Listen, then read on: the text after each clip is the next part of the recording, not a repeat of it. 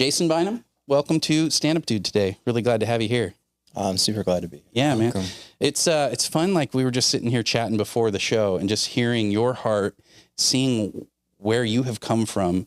You were talking about like just all of your life, all of these things that most people would take for granted, I think. Like, oh yeah, I did some music, I did this thing, but it led you into the next thing, So can you just kind of give us a quick rundown on like, how did you even get started in all this? So my very first thing I ever did was actually, it was a stage performance. Okay. It was called The Glory and the Fire. And basically we brought a theatrical production to churches all over the country. That production was based out of my church. And I was able to learn lights and sound and like what goes into a full production. Oh. And also be an actor on the stage in a live theatrical performance. Okay. When I was 17, I was still in high school. I got asked to go because I was involved in my worship team and at church, and I was really heavily involved in production at my church. And so they thought that I would be a good fit. And my parents literally wrote me a note that said, if anything happens to him, we give you permission to treat him. It was the parents' note. They put it in my Bible and they said, no news is good news. Have fun. So they just send you out on the road on this tour with this group of people. I had just gotten my license. Just got my license and I was driving across country. Oh man. Yeah. That's a good story right there. Yeah. Oh man. So first you're starting out doing music stuff, more like running sound. Yeah, I helped lead worship at my church. And when you work in any capacity at church, you got to wear a lot of hats. Okay. My parents were actually really involved in music my whole life. They had a sound system. They played every week. They played bars. They did all the cover tunes of like the Eagles and the Beatles and stuff like that. They would let me skip school on Wednesdays to help them load in, and I would help them set up. But it just kind of primed me for this industry. Yeah. And it just kind of took off from there. I had kind of gone back and forth and moved different places and didn't really know, after going on tour with that acting company, didn't really know what God had for me. I was just kind of asking him.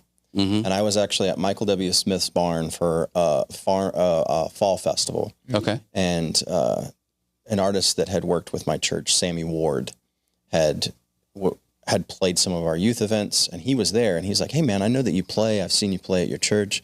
I'd love for you to play guitar for me. And Sammy Ward quite literally started my music career. Really? He gave me a shot, and we played youth camps and worship nights for youth, and he just has such an amazing heart for people. He really kind of helped me understand what it's like to show the love of God to people in a palpable way.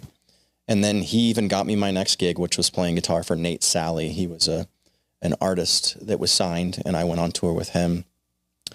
And I unfortunately got let go from that gig, and it was one of the hardest days of my young You're life. still like 17, 18 I was at this time? I was 18 years old, and my dad set me down. I remember I was living in my garage, my parents' garage, and I lived a very like Goonies upbringing, and we'll get into that when we get to the Paramore stuff. But he said, man, I really think it's time. I was like, time for what, man? He's like, it's time to give it up. It's time to go ahead and get a real job. Music is so hard. I've done it my whole life, and I want the best for you.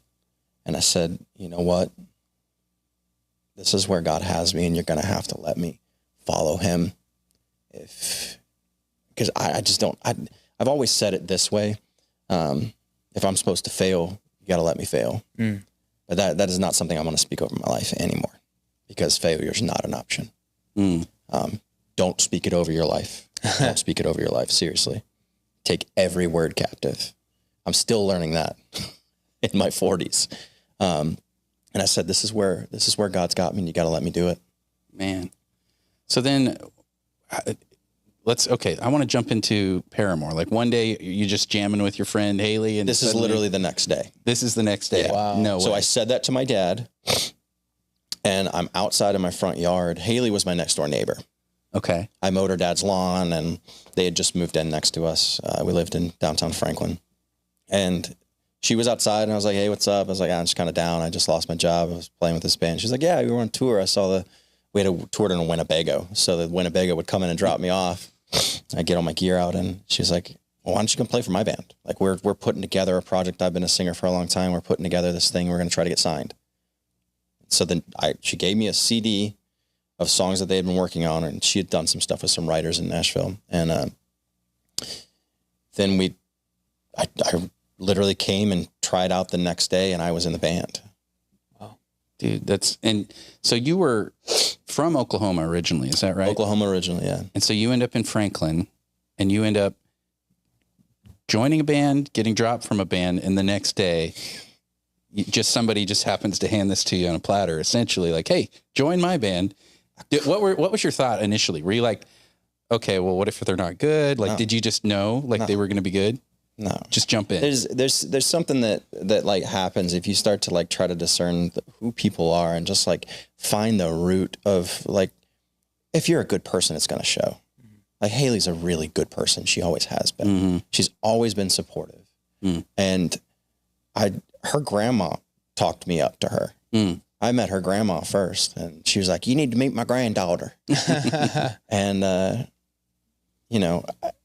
they had tons of friends Taylor York, who is in the band now, was friends with them back then. He helped write some of the songs before I was even in the band. Really? There's all these people that were around. It's just God put me in the right place at the right time with the right amount of influence for just that time. Mm. One day later, one step different. Did you have any idea how big Paramore was going to get at that point? I didn't have any idea how big Paramore was going to get when I was standing in front of 10,000 people. Really? It happened so fast, man.